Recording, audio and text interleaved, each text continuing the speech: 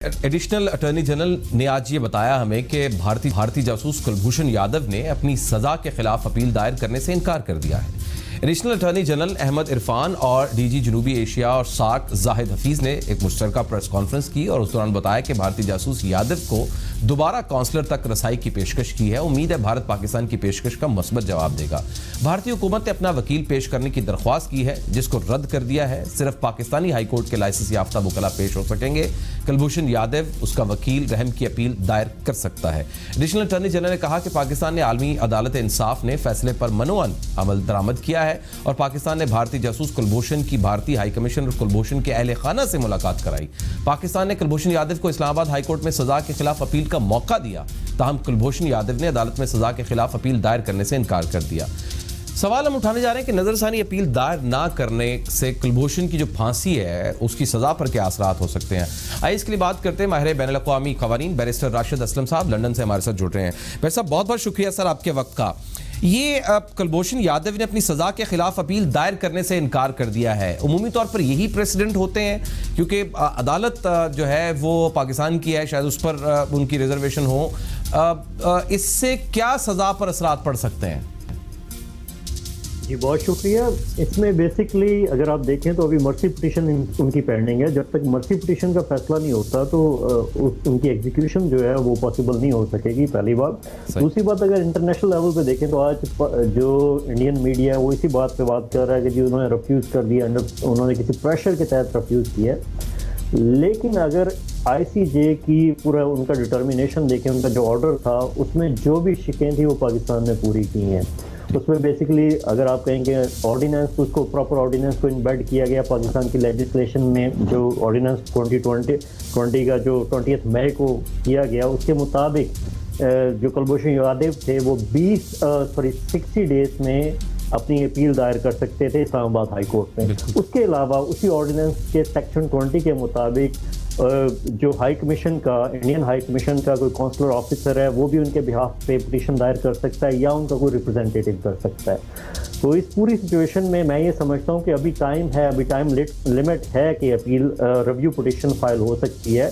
और इंडिया जो ये शोर मचा रहा है आज इंटरनेशनल लेवल पे हर जगह पे TV चैनल्स पे, तो उनके पास ये पूरा इस वक्त टाइम है। बल्कि आज मैं एक इंडियन चैनल पे था तो मैंने उनको कहा कि जी अगर आप करना चाहते हैं आप बिल्कुल करें, क्योंकि अभी तो टाइम है। एक टाइम लैप्स हो जाए उसके बाद और बात होती है। तो अभी तो उन्होंने अपना पूरा वो अवेल ही नहीं किया अपॉर्चुनिटी। अब मैं ये समझता हूँ कि इस पूरी सिचुएशन में इंडिया खुद बजाते खुद इसमें थोड़ी सी नेग्लिजेंस का मुर्तकब भी हो रहा है, क्योंकि जब काउंसलर एक्सेस दी गई तो बहुत ज़्यादा वेट के बाद काउंसलर जो है वो अटेंड करने उनको आए कुलभूषण यादव को। उसके बाद दोबारा कोई भी इस किस्म की इंडियन हाई कमीशन की तरफ से रिक्वेस्ट नहीं आई जिसको पाकिस्तान ने डिनाई किया हो अभी तक। तीसरी बात कि अभी अगर पाकिस्तान की तरफ से देखें तो पाकिस्तान की तरफ से उनको इन्वाइट किया गया कि अगर आप रिव्यू पिटीशन करना चाहते हैं तो करें। लेकिन एक चीज़ जिस पर मैं थोड़ा सा मैं ये समझता हूँ कि पाकिस्तान को ये ऑप्शन खुला रखना चाहिए था कि अगर कोई इंडियन वकील आके उनको इस्लामाबाद हाई कोर्ट में रिप्रेजेंट करना चाहता है तो करे। क्योंकि अगर आप देखें ICJ में वो अपना केस हार चुके थे। उन्होंने 6 पॉइंट एजेंडा दिया था जिसमें सिर्फ काउंसलर एक्सेस जो है वो उस पर अलाउ किया था ICJ में। तो अगर रिव्यू पिटीशन में जाते भी हैं तो मैं नहीं समझता कि बहुत स्ट्रॉन्ग केस है, क्योंकि कुलभूषण यादव का एक अतराफी बयान बहुत बड़ा है। उसके अलावा एविडेंस इतनी स्ट्रांग है कि किसी भी सूरत में एग्जीक्यूशन को रोकना मुश्किल होगा। तो अगर इंडिया ये कहता है कि जी हरीश साल्वे को जो केस है वो इस्लामाबाद हाई कोर्ट में रिप्रेजेंट करने की इजाज़त दी जाए, तो मैं ये समझता हूँ कि उसको डिनाई नहीं करना चाहिए। लेकिन क्या ये लीगली मुमकिन है कि किसी दूसरे मुल्क का वकील पाकिस्तान की कोर्ट के अंदर कोई वकालत कर सके जबकि उसका वकालतनामा पाकिस्तान की बार काउंसिल से रजिस्टर्ड नहीं है, वो यहाँ के लाइसेंस याफ्ता पाकिस्तान के नहीं है? ऐसा मुमकिन है? देखिए पूरी दुनिया में होता है इंटरनेशनल लॉ के तहत। अगर एक स्टेट चाहती है कि अपना वकील वहाँ पे भेज सके तो वो भेजा जाता है। नॉर्मली इस किस्म की रियायत दी जाती है। तो अगर इंडिया इस बात पे शोर मचा रहा है तो मैं ये समझता हूँ कि उनको ये हक देना चाहिए। वो इस पे भी अगर अपॉर्चुनिटी अवेल करते हैं या करना चाहते हैं तो उनको करनी चाहिए। लेकिन उसके नतीजे में इतना स्ट्रॉन्ग केस है पाकिस्तान का कि उसको रिवर्ट करना इस जजमेंट को बहुत मुश्किल होगा, क्योंकि जैसे मैंने पहले बताया इतना स्ट्रॉन्ग केस सबूत है, इतनी एविडेंस है मिस्टर जादेव के खिलाफ कि उनकी एग्जीक्यूशन को रोकना, क्योंकि एस्पिनोज के उनके ऊपर जो चार्जेस हैं वो बड़े सीरियस होते हैं। और बीइंग रिस्पांसिबल स्टेट जो पाकिस्तान ने अपना पूरा मौक़िफ़ दिया या पूरा उन स्टेप्स को फॉलो किया, जो 3 स्टेप्स थे कि पहला कि आप अपनी जो लेजिस्लेशन है, लोकल लेजिस्लेशन, उसमें कोई ऑर्डिनेंस या उसको इम्बेड करेंगे कि उनको रिव्यू और रिकंसिडरेशन का हक दिया जाए, जो पाकिस्तान ने किया। दूसरा, उनकी एग्जीक्यूशन को रोका जाएगा। तीसरा, कॉन्सुलर एक्सेस दी जाएगी। जब कॉन्सुलर एक्सेस दी गई तो उनकी वाइफ मिलने आई, उनकी मदर मिलने आई। उसके बाद और इजाज़त दी गई कि अगर उनके फादर भी मिलना चाहें तो वो मिल सकते हैं। इंडिया जो इस पूरे सिचुएशन में एक सिर्फ इल्ज़ाम लगा रहा जो बेबुनियाद है कि जी उसमें बेसिकली पेयर्ड किस्म की इजाज़त दी गई थी कि जी जासूसी हो रही थी जब ये मीटिंग हुई। मैं नहीं समझता कि वो बहुत वैलिड किस्म के पॉइंट्स हैं जिसके जो रेज किए गए हैं इंडिया की जानिब से। तो पाकिस्तान ने जो भी कॉन्सुलर एक्सेस के हवाले से बीइंग रिस्पांसिबल स्टेट जो भी ऑब्लिगेशन थे वो पूरे किए हैं।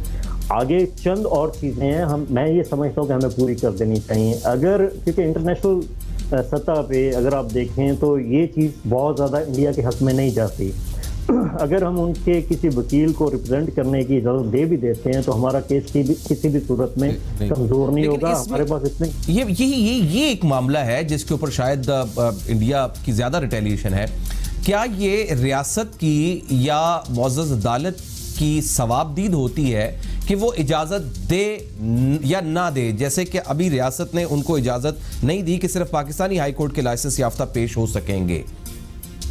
ये क्या रियासत की सवाबदीद होती है? देखिए, रियासत बिल्कुल इजाज़त दे सकती है क्योंकि ये ऑर्डिनेंस जो 20 मई को अभी आया है, रिव्यू एंड रिकंसिडरेशन ऑर्डिनेंस 2020, तो उसमें ये जो शिक डाली गई है कि पाकिस्तान के सिर्फ वकला उसमें पेश हो सकेंगे, मैं ये समझता हूँ कि इसको अमेंड करना चाहिए। उसमें अदालत बिल्कुल इजाज़त दे सकती है क्योंकि बहुत सारे ऐसे केसेस होते हैं जिसमें अदालत अपना सवाबदीदी इख्तियार यूज़ कर सकती होती है।